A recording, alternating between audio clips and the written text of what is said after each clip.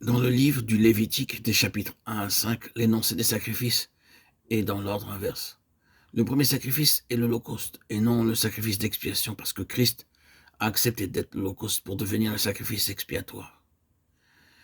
Mais en ce qui concerne la consécration, Christ est mort pour nous. Il est ressuscité et vivant.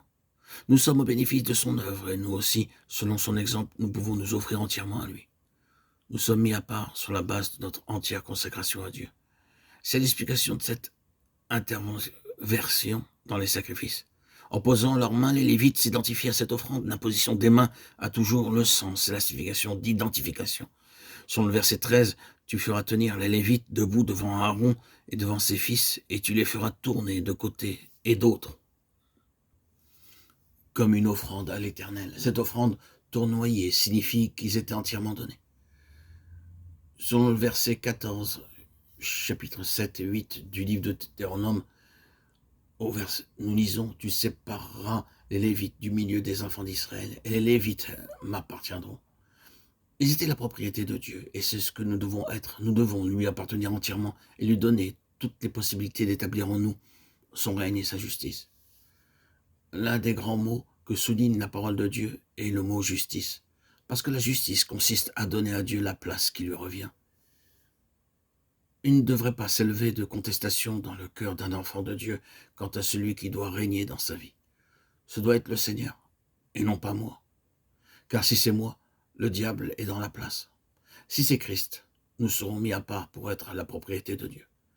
Si quelqu'un possède une maison ou un appartement, il sait qu'il en est les propriétaires. De même, Dieu doit pouvoir nous dire « Tu es ma propriété ». Et nous devons le savoir. Comme les Lévites auxquels l'Éternel disait « Ils m'appartiendront ».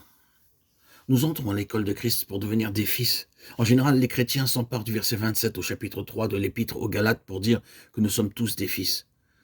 Nous le sommes potentiellement en raison de l'œuvre que le Seigneur a accomplie pour nous et en raison de la position que nous avons dans cette œuvre. Mais nous ne sommes pas fils en nous-mêmes. Un fils est un vainqueur. Un travail important est à accomplir en vue de nous amener à la pleine stature. C'est pourquoi le chapitre 12 de l'Épître aux Hébreux nous parle de l'éducation des fils en relation avec Tzion, la Tzion céleste. Elle signifie ensoleillée, elle est l'Église, selon la pensée céleste de Dieu en Jésus-Christ. Les Lévites sont ceux qui parviennent à l'état de fils. Ce sont des mots différents qui désignent les mêmes personnes. L'Épître aux Hébreux, chapitre 12, verset 6, nous parle de l'éducation des fils. Car le Seigneur châtie ou corrige celui qu'il aime. Il frappe de la verge ceux qu'il reconnaît pour ses fils. On peut très bien être un enfant de Dieu, mais ne pas être reconnu comme fils. Les termes de la parole de Dieu sont si clairs qu'on ne peut les interpréter différemment. Sommes-nous reconnus comme ses fils? La discipline n'est pas pour les enfants, mais pour les fils. Dans ce chapitre qui nous parle de discipline, le mot châtiment peut être remplacé par discipline ou correction.